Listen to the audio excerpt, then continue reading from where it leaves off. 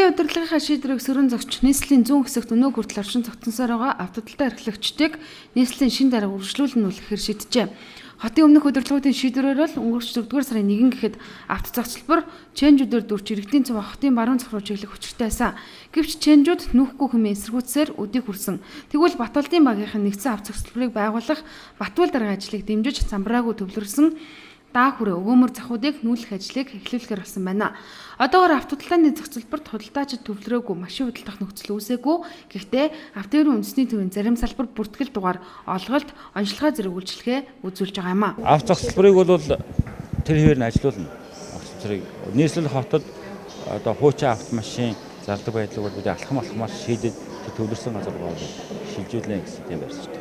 Зуны 3 сар ямар ч шийдэл түрээгүй автоталtaаны зохицолбор удахгүй хөдөлгөөнд орно. Хүлээгдэж байсан шин засгийн шийдвэрч энэ байгууллагын үйл ажиллагааг жигдрүүлж автомашины худалдаачин засварчин нарыг нэг дор нэгтгэхээр болоо цаашид гол нь эсэргүүцэж байгаа чэнж нарыг хэрхэн нүүлгэх, газрыг хураа авах уу, үйл ажиллагааг нь шууд хаах уу зэрэг хувилбаруудыг сонгож ажиллах шаардлагатай байна. Өнгөрсөн үйл ашиглалтанд орсон автоталtaаны зохицолборт бол автомашин худалдаа авах бүх харилцааг бүрэн шийдсэн, зохицолборын урд хэсэг төмөр замын өртөө автомашины импортод зориулсан хэсэгч гаргахаар техникийн нөхцөлийг бодолцож эхний ээлжинд 30 га талбайд 6375 машин худалдах талбайг барьсан билээ.